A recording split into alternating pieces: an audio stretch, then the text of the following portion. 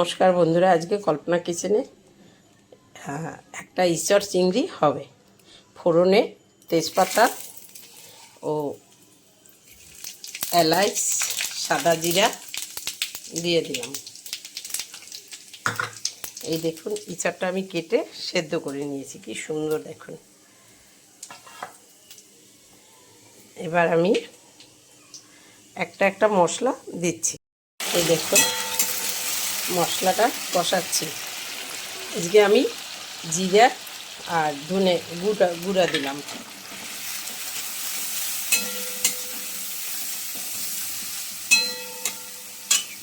আজকে গুঁড়া মশলাই হবে রান্নাটা।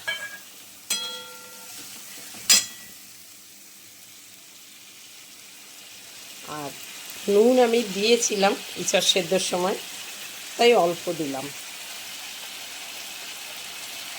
হলুদটা দিলাম। আজকে একটু লঙ্কার গুঁড়া দেবো আমি।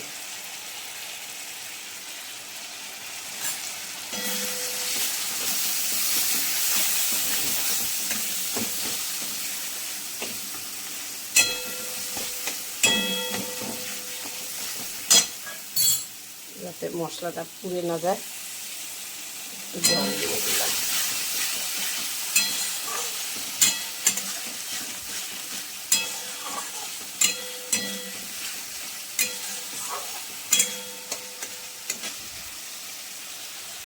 মশলাটা কষানো হয়ে গেছে, মশলায় তেল ছেড়ে দিয়েছে। আমি জিরে, ধনে গুঁড়া, লঙ্কার গুঁড়ো, আদা রসুন বাটা আর টমেটো, অসামান্য একটু পেঁয়াজ দিয়েছি,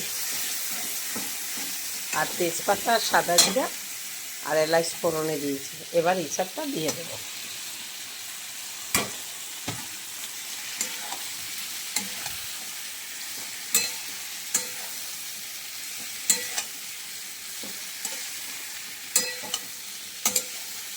সেদ্ধ করে রেখেছি তো, বেশি টাইম লাগবে না।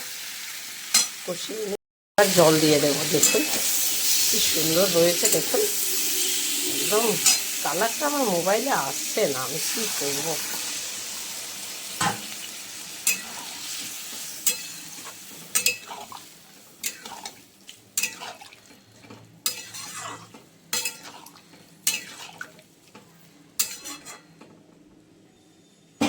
আর একটু দিই সামান্য।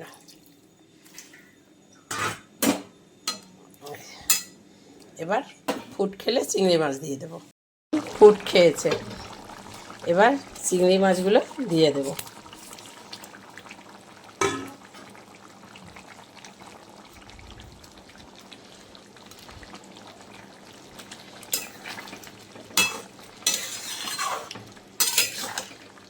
এরপরে এটা সেদ্ধ হয়ে গেছে আর হইয়াও এসছে। এবার গরম মশলা দিয়ে আমি নামিয়ে দেব। কি সুন্দর হয়েছে দেখুন। এবার হয়ে গেছে, আমি গরম মশলা দিয়ে দেব। এই যে গুঁড়া গরম মশলা দিয়ে দিলাম। কি সুন্দর একটা গন্ধ বেরিয়েছে। আর একটা কথা বলি, চিংড়ি মাছ দিয়ে যাই কিছু করবেন সেটা সত্যি খেতে টেস্ট হয়। আর যারা রান্না অবশ্য জানবে না, তারাও যদি চিংড়ি মাছ দিয়ে রান্না করে, খেতে বেস্ট হবে। আর এবার হয়ে গেছে মাখা মাখা, এটা নামাবো। আজকে কি মশলা দিয়েছি দেখেছেন তো? দেখুন বন্ধুরা, কি সুন্দর হয়েছে। ফোনটায় একদম কালার আসছে না, এত দারুণ হয়েছে না। এই আমি সব সামান্য মশলাই দিয়েছি, যা যা দিয়েছি দেখেছেন তো। ঠিক এরকম মশলা দিয়ে একদিন করবেন। এই দেখুন, এই দেখুন, দেখেছেন কি দারুণ।